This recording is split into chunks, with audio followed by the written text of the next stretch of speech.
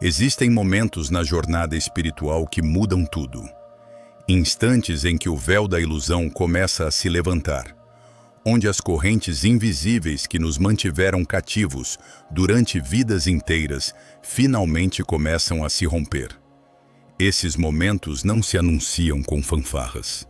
Eles chegam no silêncio, na intimidade de nossa consciência mais profunda, como a aurora que se ergue suavemente sobre um mundo adormecido. Hoje, vamos explorar juntos um dos mistérios mais profundos da tradição budista. Como reconhecer que o karma acumulado ao longo de nossas existências finalmente foi liberado. Esses sinais não são simplesmente conceitos filosóficos abstratos. São transformações reais, tangíveis, que você pode observar em sua própria vida, se souber onde procurar.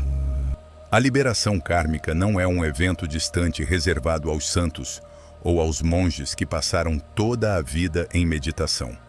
É um processo vivo que pode se desenrolar aqui e agora, em sua vida cotidiana, enquanto você navega pelos desafios e alegrias da existência humana. Cada passo no caminho espiritual nos aproxima dessa liberação, mesmo quando não percebemos. Permita-me compartilhar com você uma história antiga que ilustra perfeitamente o que vamos falar hoje. Há muito tempo, nas montanhas sagradas do Himalaia, vivia um monge chamado Tenzin. Durante 30 anos, ele havia praticado com diligência, meditando todos os dias antes do amanhecer, estudando os sutras, servindo sua comunidade com devoção. Mas apesar de todos os seus anos de prática, Tenzin carregava um peso que não conseguia identificar. Não era uma dor física. Não era um pensamento particular que o atormentava. Era mais sutil que isso, uma pesadez difusa que coloria cada experiência, como uma nuvem cinza que nunca se dissipava completamente. Um dia, enquanto caminhava ao longo de uma trilha de montanha familiar, algo extraordinário aconteceu. Não houve visão mística, nem voz celestial, nem momento dramático de iluminação. Simplesmente, entre um passo e o seguinte, o peso desapareceu, completamente, instantaneamente. Tenzin parou abruptamente na trilha, estupefato. Ele olhou ao redor, e era como se o mundo inteiro tivesse se transformado. As montanhas ainda eram as mesmas montanhas. As árvores ainda eram as mesmas árvores. Mas tudo brilhava agora com uma luminosidade que ele nunca havia notado antes. O canto dos pássaros não era simplesmente um som. Era música pura, ressoando no espaço de sua consciência clarificada. Ele percebeu naquele momento que o fardo que havia carregado por tanto tempo não era algo que lhe haviam imposto. Era o peso acumulado de seus próprios apegos, de suas próprias resistências, de seu próprio karma não resolvido. E agora, após anos de prática paciente, esse fardo simplesmente se dissolveu, como a névoa se dissipa sob o sol matinal. Quando Tenzin retornou ao mosteiro naquele dia, seu mestre o olhou e sorriu. Sem que Tenzin dissesse uma palavra, o velho mestre sabia. Ele havia visto essa transformação em outros ao longo dos anos. Era a transformação de alguém que havia pagado suas dívidas kármicas, que havia atravessado o fogo da purificação e emergido livre. Agora, disse o mestre, sua verdadeira prática começa. Esta história nos lembra uma verdade essencial. A liberação kármica não é o fim do caminho espiritual. É um novo começo. É o momento em que finalmente somos livres para viver plenamente, para amar sem reservas, para servir sem esgotamento. É o momento em que nossa prática espiritual deixa de ser um esforço para nos tornarmos algo que não somos e se torna simplesmente a expressão natural de quem sempre fomos. Vamos explorar agora juntos os 6 sinais que indicam que, como Tenzin, você pode ter pagado seu karma nesta vida. Cada um desses sinais É uma porta se abrindo para uma compreensão mais profunda de sua natureza verdadeira. Capítulo 1. O despertar silencioso da liberação kármica.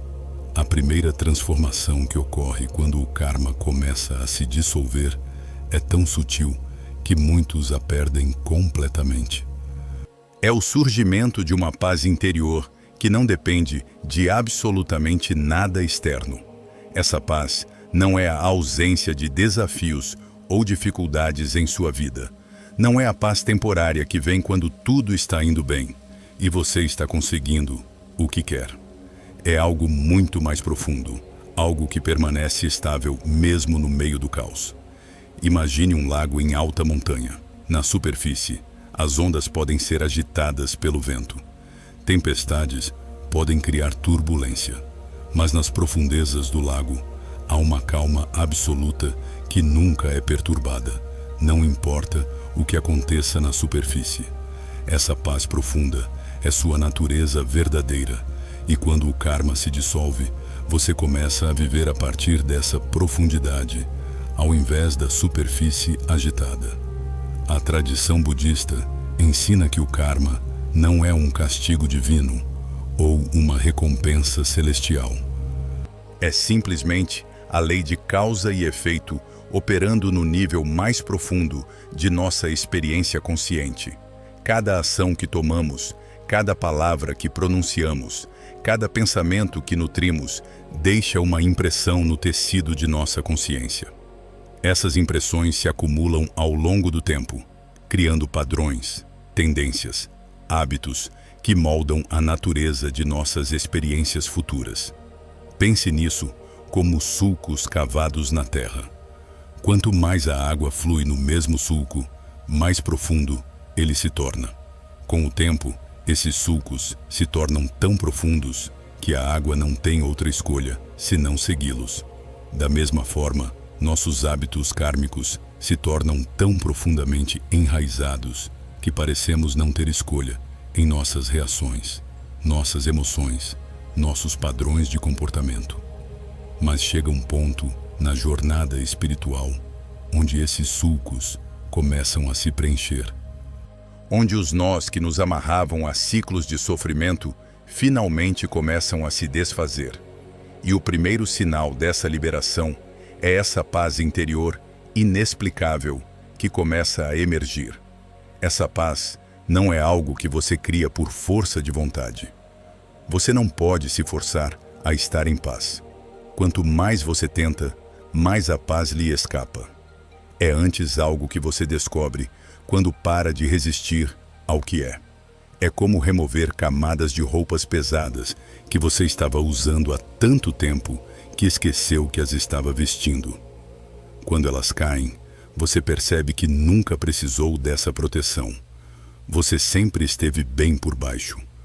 Os mestres antigos chamavam isso de mente do espelho.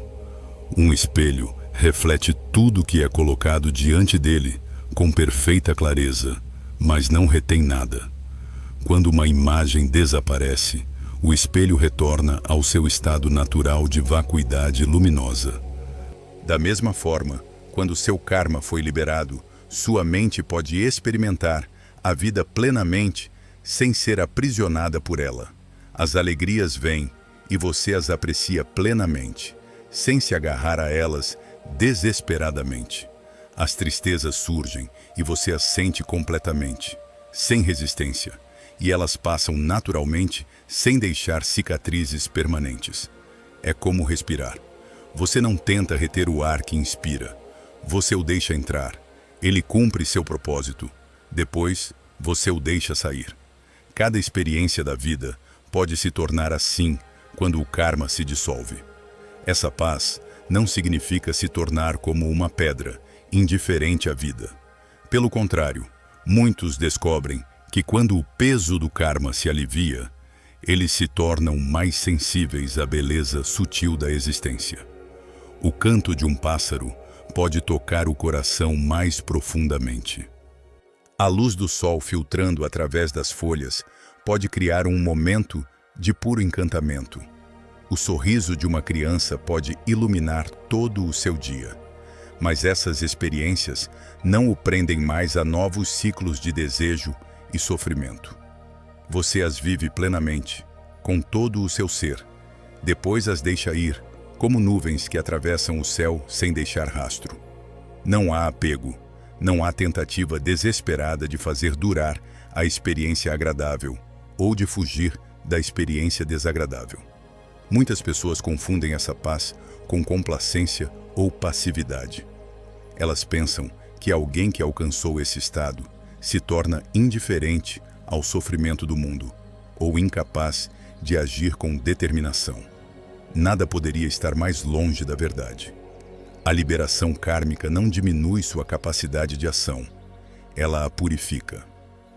Suas ações não surgem mais da necessidade compulsiva de satisfazer desejos ou evitar medos. Elas surgem de um espaço de clareza e compaixão autêntica.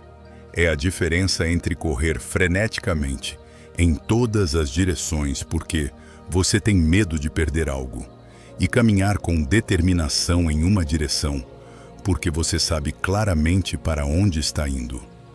Quando você observa essa paz em si mesmo, é importante não transformá-la em outro objeto de apego. Não é algo que você possui, nem uma realização da qual deve se orgulhar. É simplesmente sua natureza fundamental se revelando quando os obstáculos que a obscureciam foram removidos. É como o sol que sempre brilhou por trás das nuvens. As nuvens podem parecer intermináveis, espessas, impenetráveis. Elas podem obscurecer o sol por dias, semanas, até meses, mas nunca tocaram realmente o sol. Nunca diminuíram seu brilho. Quando finalmente se dissipam, o sol está lá, brilhando tão intensamente quanto sempre brilhou. Da mesma forma, sua natureza pacífica sempre esteve lá, sob todas as camadas de condicionamento kármico, de agitação mental, de desejo e aversão. O processo de liberação kármica não cria essa paz. Ele simplesmente remove os obstáculos que impediam você de reconhecê-la. Capítulo 2. O desaparecimento dos dramas repetitivos. O segundo sinal de que você pagou o seu karma é talvez o mais prático e observável na vida cotidiana. Você começa a notar que os padrões destrutivos que se repetiam uma e outra vez em sua vida simplesmente param. Aqueles relacionamentos que sempre terminavam da mesma forma dolorosa. Aqueles conflitos que surgiam com pessoas diferentes, mas que tinham a mesma essência. Aquelas situações que o arrastavam para o mesmo tipo de sofrimento repetidamente. De repente, o ciclo se rompe. O karma funciona em grande parte através de padrões de repetição. A mente condicionada tende a recriar as mesmas experiências porque está programada por hábitos profundamente enraizados. É como um disco riscado que toca a mesma passagem repetidamente. Mesmo quando você quer conscientemente mudar, algo em você parece sabotar seus esforços e trazê-lo de volta ao mesmo lugar. Essa tendência de repetir os mesmos padrões não é um defeito de caráter. Não é prova de que você é fundamentalmente quebrado ou inadequado. É simplesmente a manifestação visível do karma não resolvido. Cada vez que você vive uma experiência emocionalmente carregada, sem processá-la completamente, sem extrair a lição que ela contém, essa experiência deixa uma impressão em sua psique. Essa impressão então age como um ímã, atraindo situações similares para sua vida. Não é mágico ou misterioso. É mais que você está inconscientemente programado para reconhecer e responder a certos sinais, certas dinâmicas, certos tipos de pessoas. E porque você não resolveu a ferida original, continua reagindo da mesma forma autodestrutiva. Talvez em sua infância, você aprendeu que o amor era condicional, que era preciso ser perfeito para ser digno de afeto. Essa lição dolorosa criou uma impressão profunda. Agora, décadas depois, você se encontra repetidamente em relacionamentos onde se esgota tentando ser perfeito, onde sacrifica suas próprias necessidades para agradar a outra pessoa, onde vive no medo constante de que, se mostrar seu verdadeiro eu, será rejeitado. Você pode ter lido dezenas de livros sobre amor próprio, pode ter feito anos de terapia. Você entende intelectualmente o padrão, pode analisá-lo brilhantemente, mas ele continua mesmo assim, porque o karma não é algo que você pode resolver apenas com o intelecto. Ele deve ser queimado através da experiência consciente, através da presença total com o que é. Mas quando o karma se dissolve, algo extraordinário acontece. A gravação para. Não porque você lutou contra ela com mais força, ou porque desenvolveu uma vontade de ferro para resistir aos seus padrões. Ela para porque a energia que alimentava esse padrão se esgotou. A dívida kármica foi paga e não há mais combustível para manter o fogo aceso. Isso pode se manifestar de formas muito concretas. Talvez você tenha passado anos atraindo parceiros emocionalmente indisponíveis, repetindo uma ferida precoce de abandono. Você trabalhou em si mesmo, estabeleceu intenções, orou por mudança, mas o padrão persistia. Então, de repente, sem que você possa apontar exatamente quando ou como aconteceu, você simplesmente deixa de se sentir atraído por esse tipo de pessoa. Não é que você faça um esforço para evitá-las. Você não se força a escolher diferentemente. É mais que elas não ressoam mais com você da mesma maneira. É como se a frequência do rádio tivesse mudado. O sinal ainda está lá, mas seu receptor agora está sintonizado em uma frequência diferente. Ou talvez você tenha lutado com padrões de autossabotagem em sua carreira. Cada vez que estava perto do sucesso, algo em você criava uma crise que destruía tudo. Você analisou esse padrão, identificou suas raízes em sua história familiar, prometeu mudar 1000 vezes. E ainda assim, continuava. Até que um dia, você enfrenta uma situação que normalmente teria ativado esse padrão de autossabotagem, e ele simplesmente não responde. A antiga programação está lá. Você pode sentir seu eco, mas ela não tem mais poder sobre você. É como tentar acender um fogo com madeira úmida. Você pode fazer todos os movimentos corretos, mas o fogo não pega porque as condições não são mais favoráveis. Os mestres budistas ensinam que esses padrões repetitivos são como sulcos profundos na terra. Quando a chuva cai, a água flui naturalmente nesses sulcos, porque eles são o caminho de menor resistência. Cada vez que a água flui no mesmo sulco, ela o torna mais profundo, mais difícil de mudar. Mas quando finalmente o sulco se preenche, quando se nivela com o resto do terreno, a água encontra novos caminhos. Você não tem que lutar para que a água vá em uma direção diferente. Ela simplesmente flui naturalmente de forma nova, porque o antigo sulco não está mais lá. É exatamente isso que acontece quando o karma se dissolve.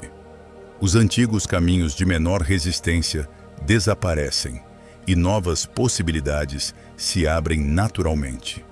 É importante entender que a liberação desses padrões nem sempre acontece dramaticamente. Não é como se você acordasse um dia e todos os seus problemas tivessem desaparecido magicamente. É mais um processo gradual de perceber que algo que costumava dominá-lo não tem mais o mesmo poder.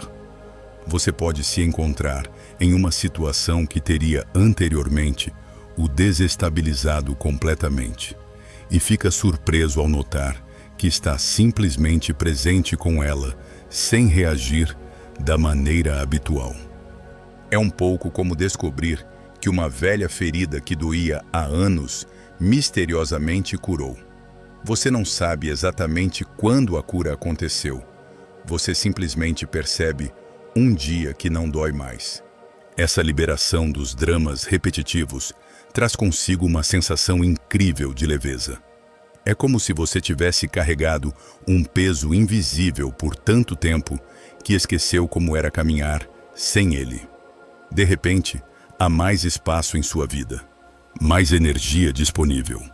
O tempo e a atenção que eram consumidos alimentando esses dramas agora estão livres para serem dirigidos para algo mais construtivo, mais criativo, mais alinhado com sua verdadeira natureza. No entanto, isso também pode ser desconcertante no início, quando você definiu grande parte de sua identidade em torno desses padrões, quando construiu narrativas sobre quem você é baseadas nesses dramas. Sua ausência pode criar uma espécie de vazio existencial. Quem você é sem suas lutas familiares? Quem você é sem seu padrão de relacionamentos tóxicos? Quem você é sem sua história de vitimização ou autossabotagem? Esse vazio é, na verdade, uma oportunidade preciosa. É o espaço no qual você pode descobrir quem você é, além de seus padrões condicionados. É como limpar um cômodo que esteve cheio de desordem por anos. No início, o espaço vazio pode parecer estranho, quase desconfortável. Você está tão acostumado com a desordem que sua ausência cria uma sensação de falta. Mas esse espaço vazio é exatamente o que você precisa para criar algo novo, algo que realmente reflita sua natureza essencial, ao invés de suas feridas passadas. É nesse espaço que a verdadeira criatividade pode emergir.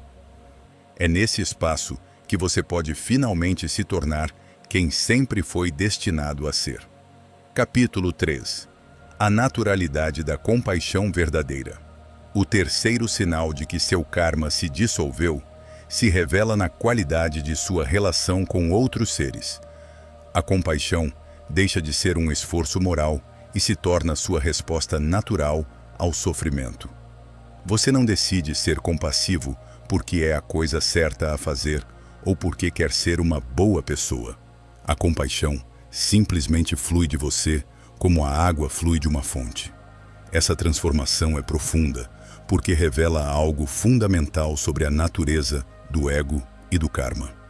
Quando o karma está ativo, nossa capacidade de compaixão é limitada por nossas próprias feridas não curadas. É como tentar dar de beber aos outros quando seu próprio copo está vazio. Você pode tentar, pode fazer os movimentos corretos, mas há sempre uma sensação de esforço, de sacrifício, de esgotamento. Você dá aos outros, mas sente isso como uma perda para si mesmo.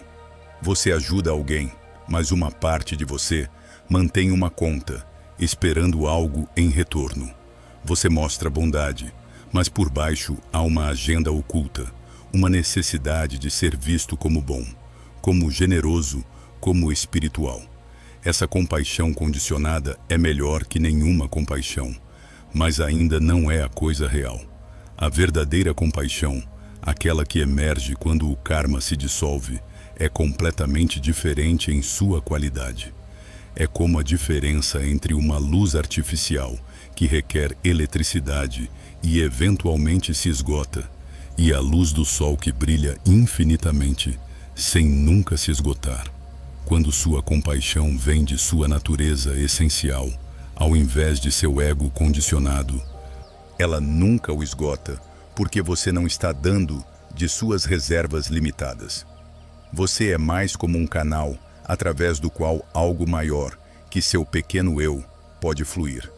É por isso que os grandes bodhisattvas podem servir incansavelmente por décadas, sem nunca se esgotarem. Eles não estão dando de sua própria provisão limitada de energia e benevolência. Eles estão extraindo de uma fonte infinita que flui através deles. Os sutras budistas falam de Avalokiteshvara, o Bodhisattva da compaixão, que ouve os lamentos do mundo e responde instantaneamente. Isso não é apenas uma figura mitológica, É uma descrição do que acontece quando seu coração está completamente aberto, quando não há obstáculos entre sua consciência e a realidade do sofrimento que o cerca. Você ouve e responde, não porque deve fazer isso, não porque é seu dever espiritual, mas porque é impossível não fazer. É tão natural quanto retirar sua mão de uma chama. Você não debate sobre isso. Você não pondera os prós e contras. Você simplesmente reage instantaneamente porque é a única resposta possível. Essa compaixão natural tem várias características distintivas que a diferenciam da compaixão fabricada ou forçada. Primeiro, ela não o esgota. Quando a compaixão flui de sua natureza essencial, você poderia passar o dia inteiro servindo os outros e se sentir mais energizado no final do que no início. Não é porque você está recebendo algo em troca, embora às vezes receba. É porque dar dessa maneira o alinha com sua verdadeira natureza, e esse alinhamento é intrinsecamente energizante. Segundo, essa compaixão não tem agenda. Você não é compassivo para se sentir bem consigo mesmo ou para acumular méritos espirituais. Você não precisa que a outra pessoa mude ou melhore para validar sua compaixão. Você não fica desapontado se seus esforços para ajudar não produzem os resultados que esperava. Você simplesmente responde ao sofrimento porque ele está lá. Da mesma forma que naturalmente afasta sua mão de uma chama sem precisar de uma razão filosófica para fazê-lo. Não há cálculo mental sobre se essa pessoa merece sua compaixão ou se sua ajuda realmente fará diferença. Você age porque é sua natureza agir assim. Terceiro, essa compaixão inclui discernimento. Não é uma questão de dizer sim a tudo ou permitir que outros o usem. A verdadeira compaixão às vezes diz não. Ela às vezes estabelece limites firmes. Ela às vezes confronta as pessoas com verdades difíceis que elas não querem ouvir. Mas esses limites e essas confrontações não vêm da defensividade ou do medo. Eles vêm de uma compreensão clara do que realmente serve o bem-estar de todos os envolvidos, incluindo você. Às vezes, a coisa mais compassiva que você pode fazer por alguém é permitir que enfrente as consequências de suas ações, ao invés de salvá-lo constantemente. Às vezes, a coisa mais compassiva é dizer uma verdade difícil, ao invés de confortar alguém em suas ilusões. Muitas pessoas interpretaram erroneamente a compaixão budista como uma espécie de doçura ou passividade. Elas pensam que ser compassivo significa tolerar abuso ou recusar-se a defender o que é certo. Mas os grandes mestres budistas demonstraram repetidamente que a compaixão autêntica pode ser feroz quando necessário. O Dalai Lama, por exemplo, é conhecido por sua gentileza e sorriso caloroso. Mas ele também tem sido inflexível em sua defesa da causa tibetana, recusando-se a permanecer em silêncio diante da injustiça.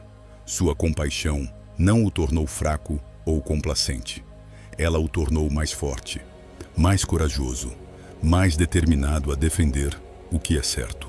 Da mesma forma, quando sua compaixão vem de sua natureza essencial, ao invés de seu ego condicionado, ela pode ser suave ou feroz, dependendo do que a situação exige. Ela pode ser como a água que flui suavemente ao redor dos obstáculos, ou como a água que, com o tempo, pode erosar até a pedra mais dura. Ela se adapta ao que é necessário, sem perder sua essência fundamental. Quando seu karma se dissolveu, você também descobre que sua compaixão se estende naturalmente a si mesmo.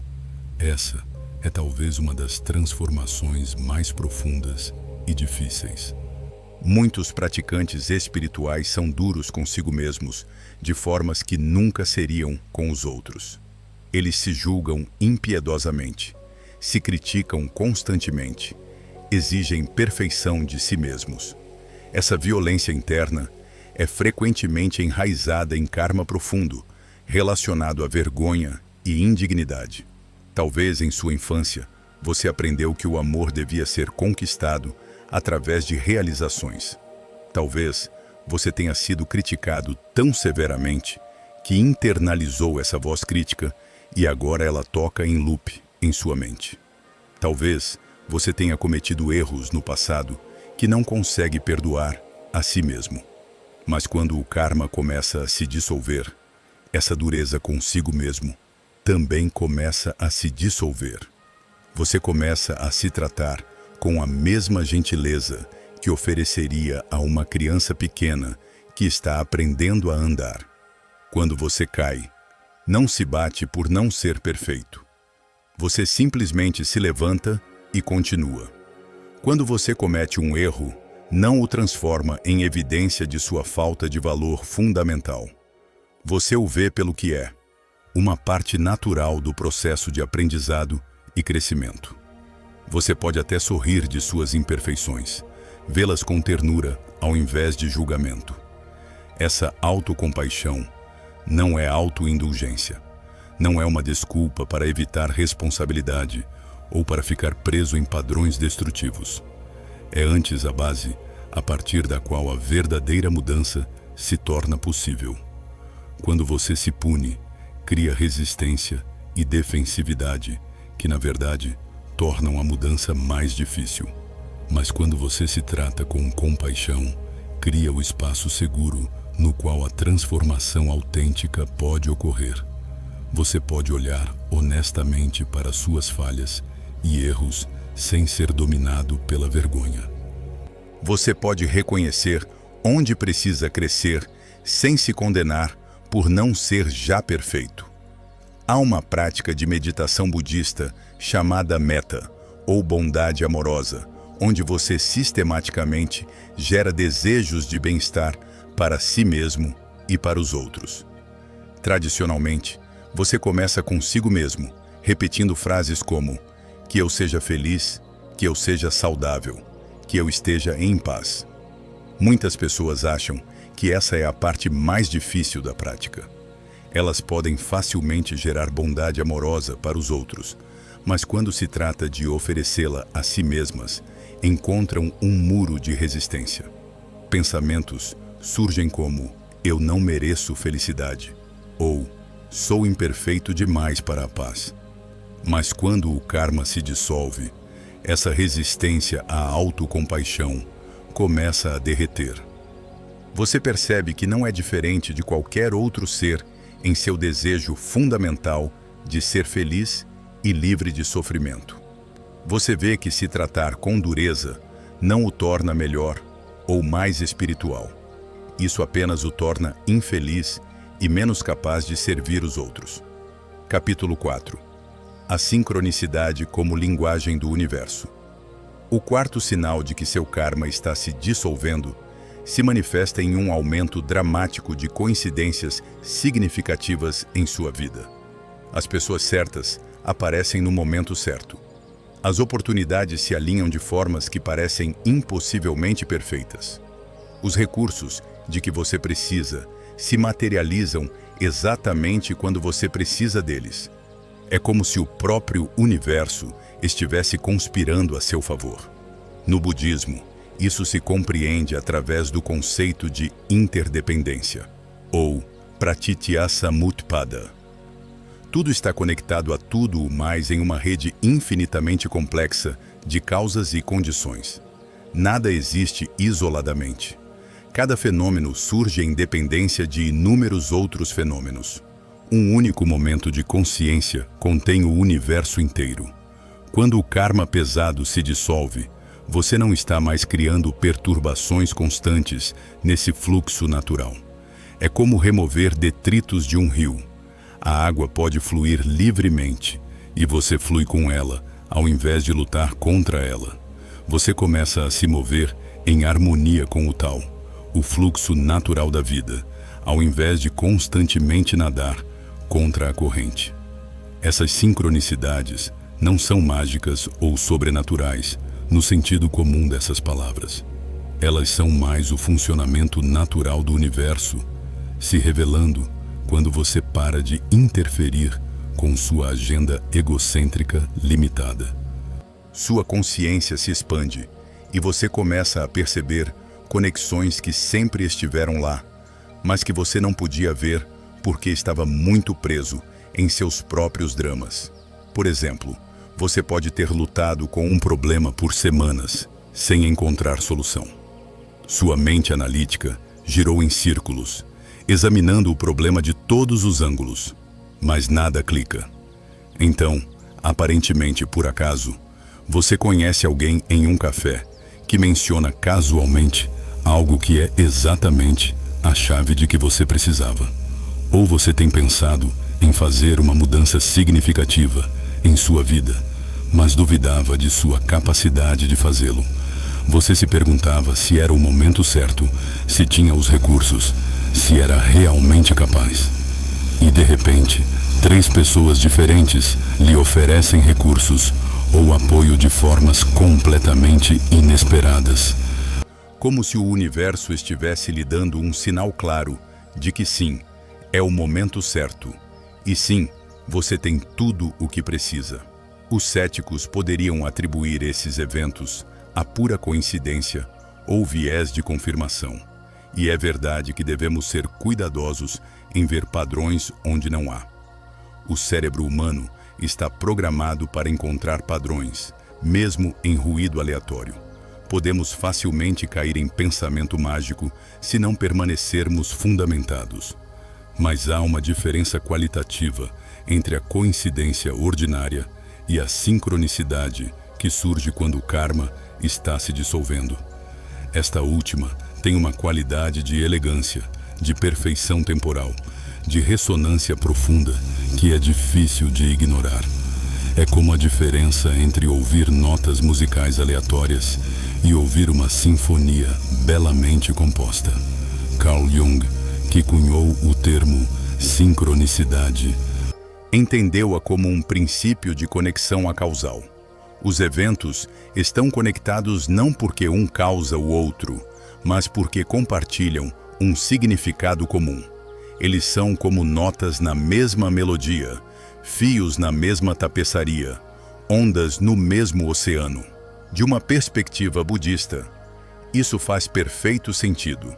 Na visão da rede de Indra, cada joia reflete todas as outras joias.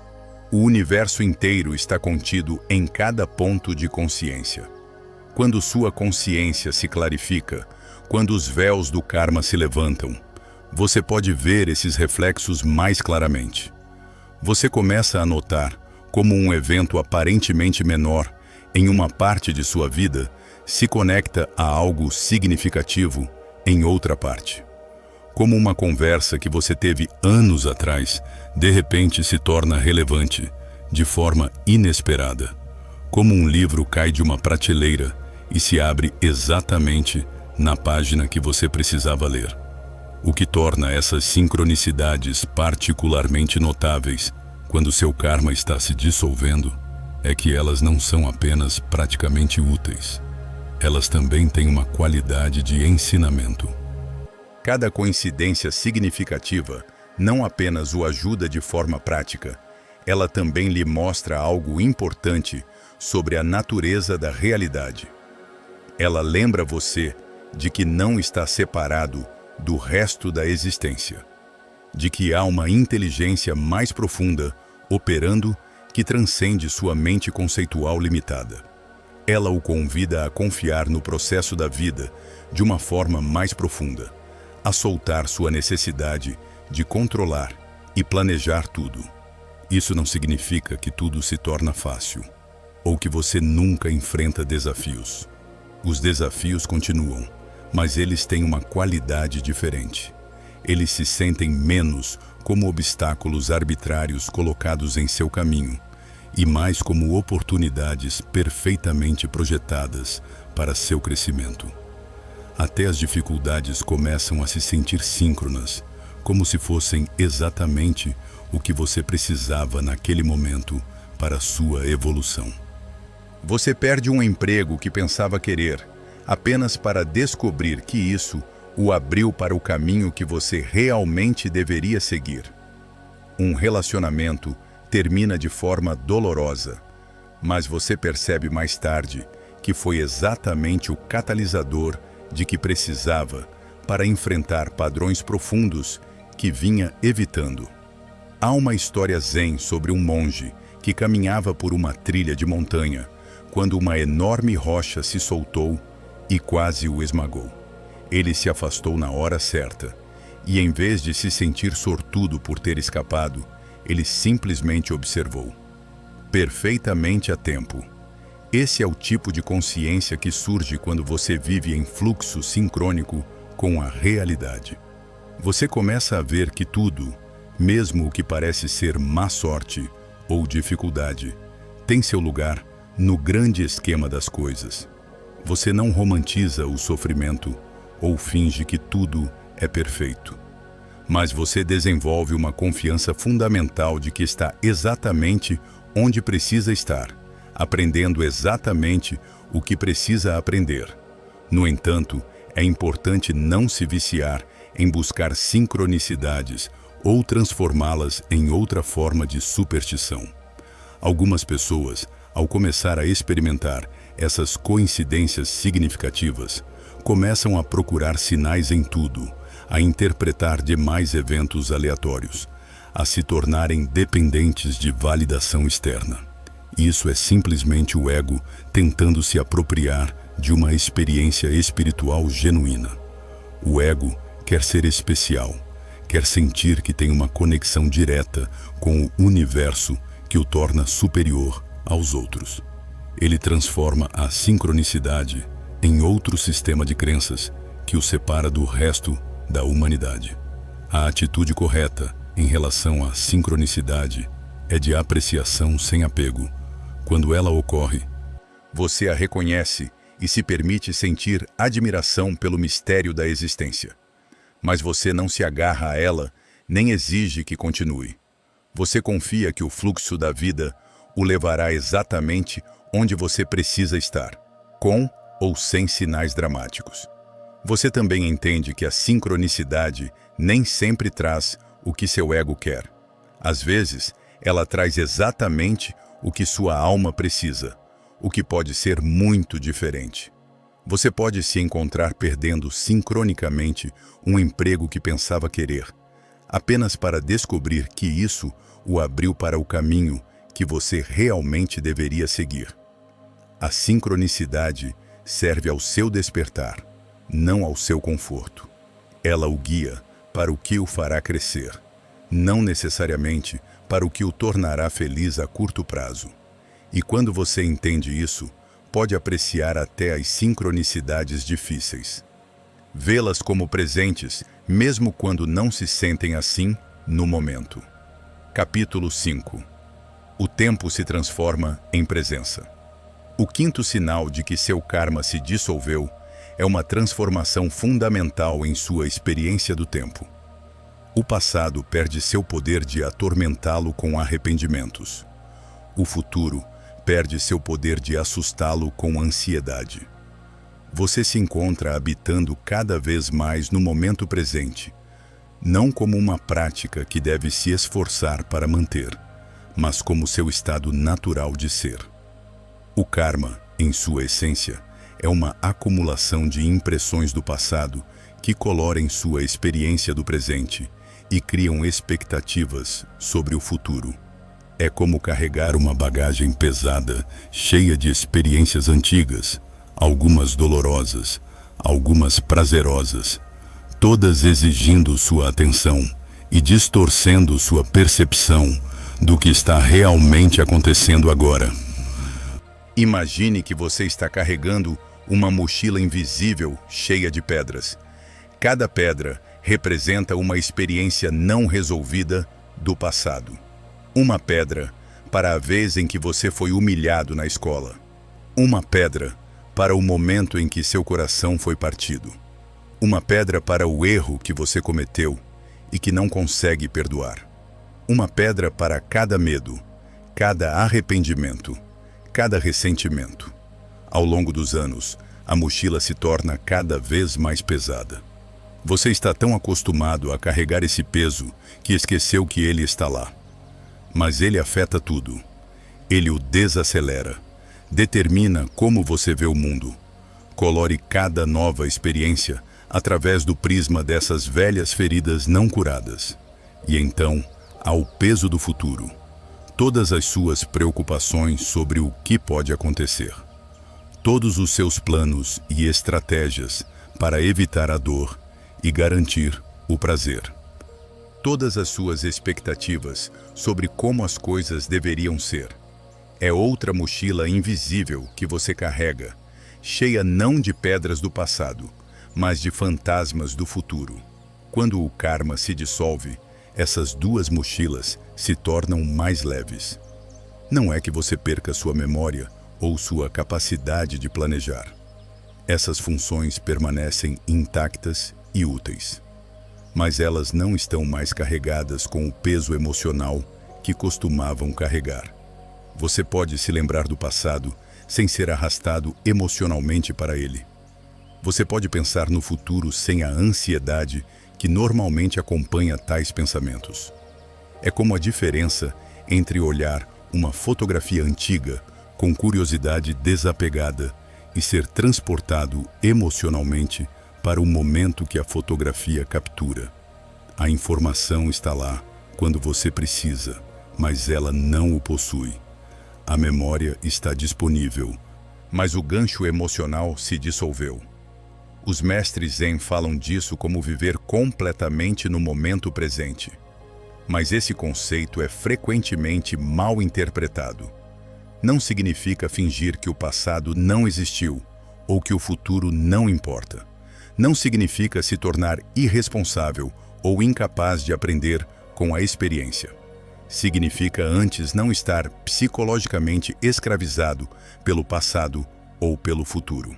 Significa que o centro de gravidade de sua consciência está no agora, mesmo quando sua mente visita o passado ou contempla o futuro.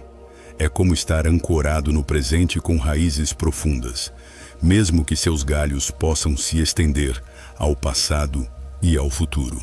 Essa presença traz consigo uma qualidade de plenitude que é difícil de descrever com palavras.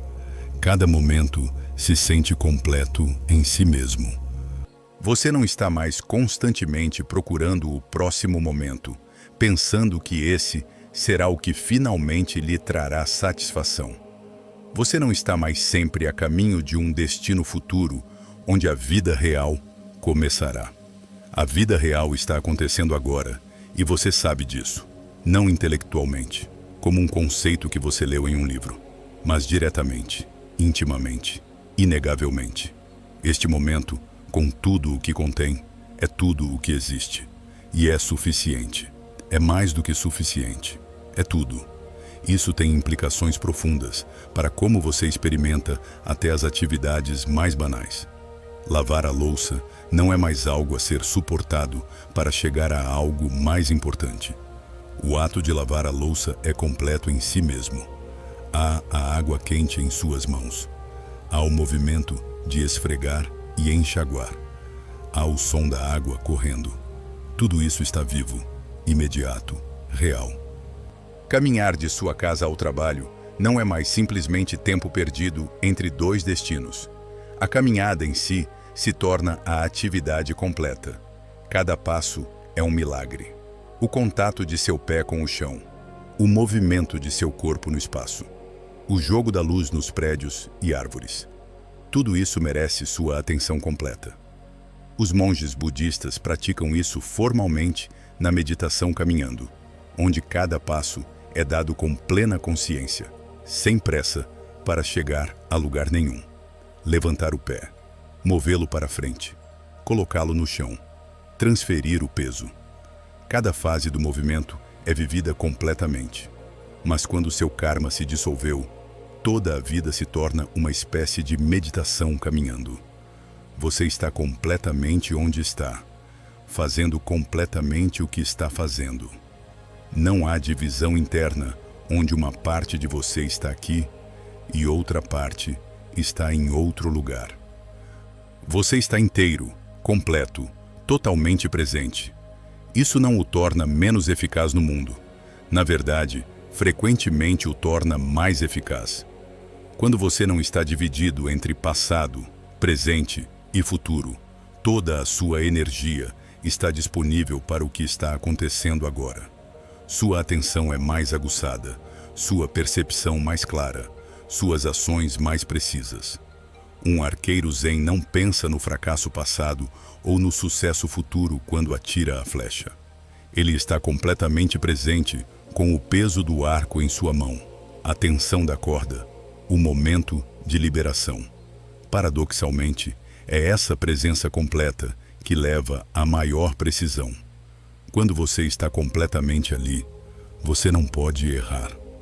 Você também descobre que o próprio tempo parece se expandir. Quando você está completamente presente, um momento pode conter uma eternidade de experiência. Os místicos de todas as tradições falaram sobre isso, a forma como o tempo cronológico pode se dissolver em um agora eterno. Não é que o tempo pare literalmente. Os relógios continuam girando. O sol continua se movendo pelo céu. Mas sua consciência se move para uma dimensão diferente, onde o tempo cronológico é apenas uma das muitas camadas de realidade. Você pode funcionar no tempo, enquanto está simultaneamente estabelecido na eternidade. No entanto, é importante não romantizar isso. Viver no presente não significa que você nunca experimenta tédio ou desconforto. Significa que você experimenta essas coisas plenamente, sem adicionar camadas de resistência mental que as intensificam. O tédio é simplesmente tédio. Não é um problema existencial que deve ser resolvido imediatamente, pegando seu telefone ou se distraindo. É apenas uma sensação que está presente. Você pode estar completamente presente com o tédio sem precisar fugir dele. Da mesma forma, o desconforto é simplesmente desconforto. Talvez suas pernas doam porque você está sentado há muito tempo. Talvez você esteja com fome. Talvez algo em seu ambiente seja ligeiramente irritante. Quando você está presente com essas sensações sem resistência, elas perdem muito de seu poder. Capítulo 6. A dissolução do medo fundamental. O sexto e talvez mais profundo sinal de que seu karma se dissolveu é a dissolução gradual do que poderíamos chamar de medo existencial fundamental. Esse não é o medo de algo específico, como o medo de aranhas ou de alturas. É o medo de fundo que colore toda a existência. A sensação de que algo está fundamentalmente errado, de que você não está seguro, de que a catástrofe pode chegar a qualquer momento. Esse medo fundamental tem suas raízes na ilusão da separação. Quando você se experimenta como um eu separado, isolado do resto da existência, é natural sentir medo. Você é pequeno, vulnerável, mortal. O universo é vasto, indiferente, frequentemente hostil. Dessa perspectiva, o medo é uma resposta completamente lógica. Mas esse medo vai mais fundo do que o simples reconhecimento de sua vulnerabilidade física. É um medo ontológico, um medo relacionado ao seu próprio ser. É o medo de que talvez você não devesse ter existido, que sua existência é um erro, um acidente, algo que poderia ser anulado a qualquer momento. O karma reforça essa ilusão de separação. Cada ação baseada em desejo egoísta ou aversão fortalece a sensação de ser um eu separado que deve se proteger e se satisfazer. Cada experiência dolorosa que não é completamente processada é armazenada como prova de que o mundo é perigoso e você é vulnerável. Com o tempo, essas camadas de condicionamento kármico criam uma armadura psicológica. Você constrói defesas contra a vida, estratégias para se proteger contra a dor. Você aprende a não sentir demais, a não se importar demais, a manter as pessoas à distância. Essa armadura se torna tão familiar que você esquece que a está usando. Ela começa a se sentir como quem você realmente é. Mas, paradoxalmente, essa armadura o torna mais isolado e, portanto, mais temeroso. Quanto mais defesas você constrói, mais reforça a sensação de estar separado e vulnerável. É um ciclo vicioso. O medo cria a armadura, e a armadura cria mais medo. Quando o karma começa a se dissolver, essa armadura também começa a se dissolver. No início, isso pode parecer aterrorizante. A armadura, por mais limitante que tenha sido, fazia você se sentir protegido. Sem ela, você pode se sentir exposto, vulnerável, nu. É como remover um cobertor pesado no meio do inverno. Mesmo que o cobertor fosse pesado e restritivo, pelo menos oferecia uma ilusão de segurança. Mas se você pode permanecer com essa vulnerabilidade, sem tentar recriar imediatamente novas defesas, algo extraordinário pode acontecer. Você começa a descobrir que a vulnerabilidade em si não é o problema. O problema era o medo da vulnerabilidade. Quando você pode estar completamente aberto, completamente presente com o que é, sem as camadas de resistência e defesa, você descobre uma força que não depende da armadura. É a força do bambu que se curva ao vento, mas não se quebra, ao invés da força do carvalho rígido que se parte sob pressão.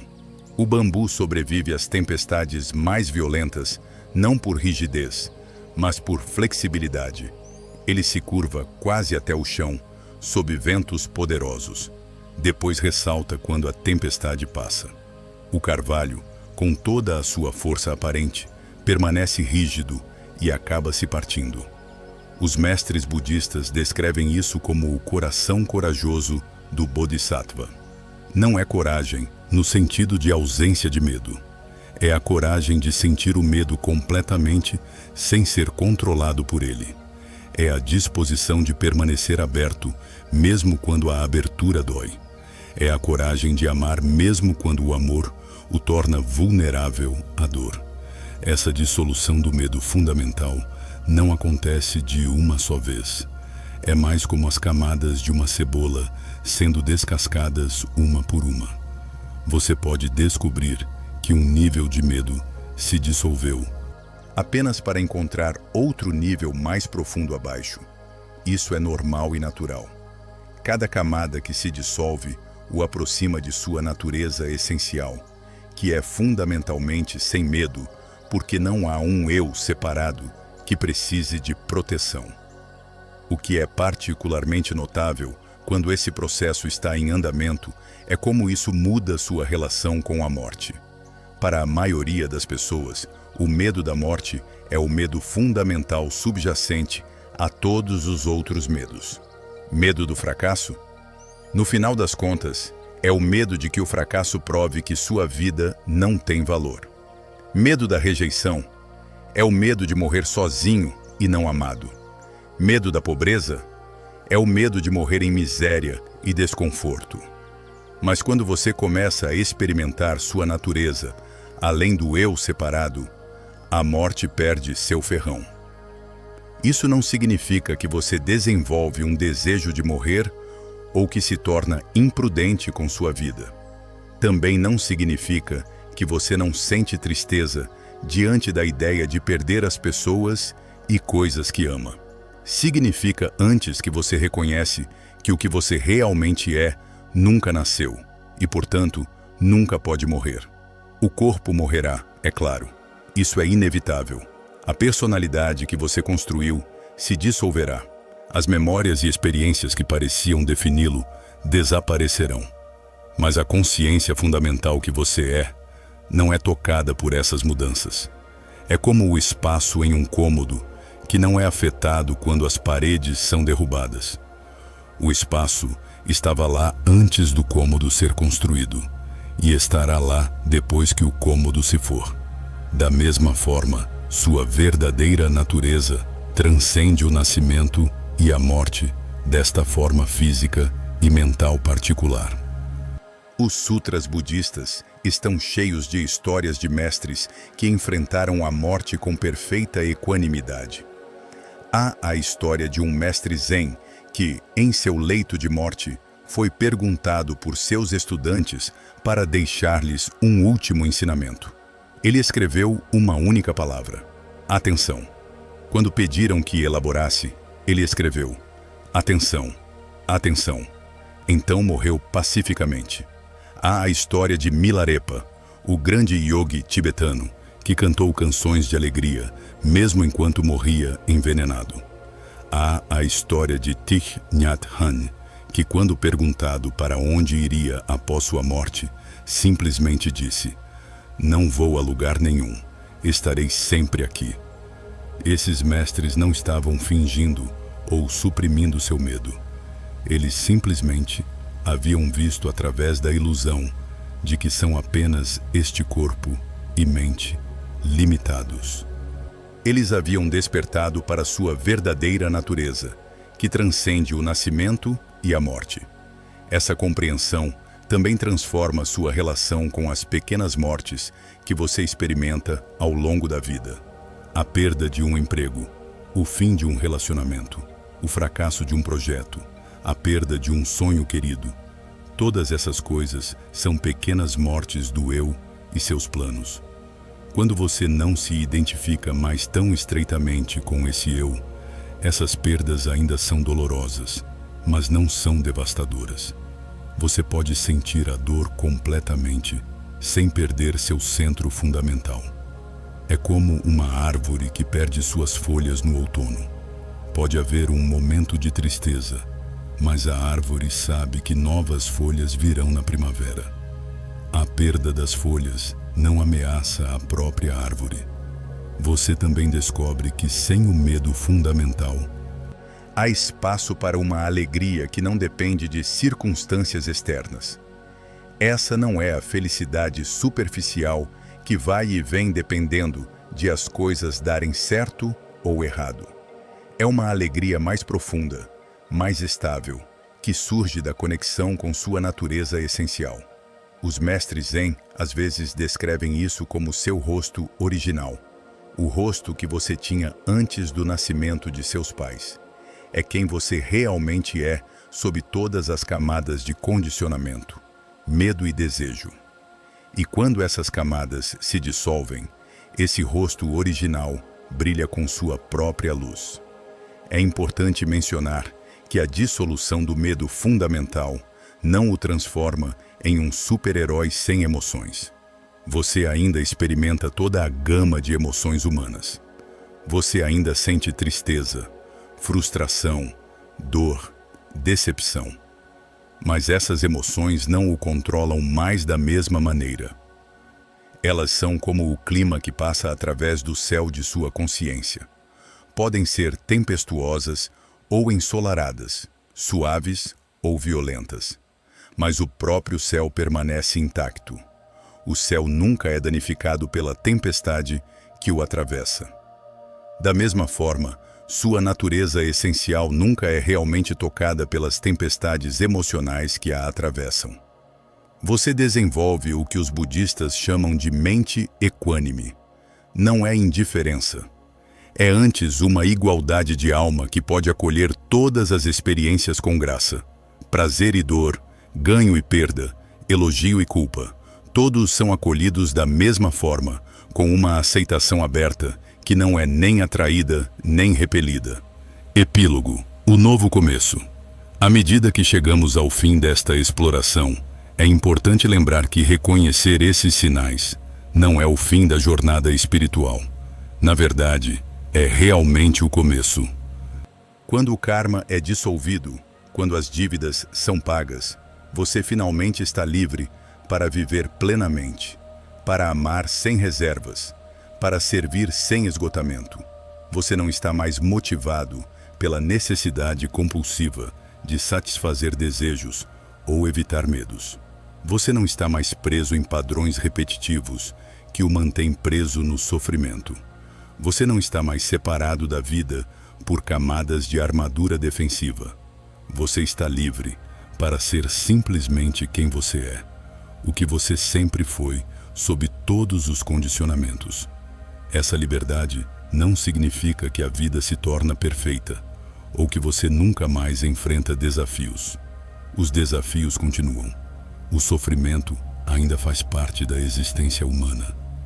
Mas sua relação com esses desafios mudou fundamentalmente. Você não os experimenta mais como provas de que algo está errado, mas como oportunidades para aprofundamento e crescimento contínuos. Você se torna como o oceano que acolhe todos os rios sem nunca ficar cheio.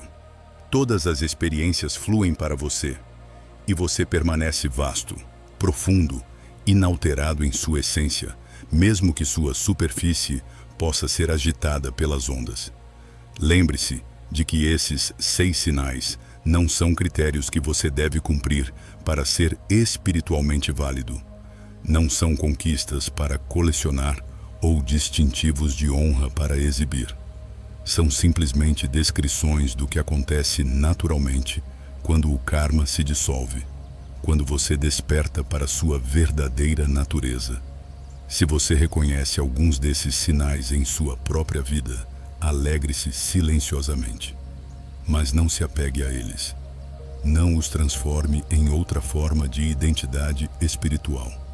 Simplesmente continue sua prática com humildade e sinceridade, sabendo que cada passo no caminho o aproxima de quem você sempre foi.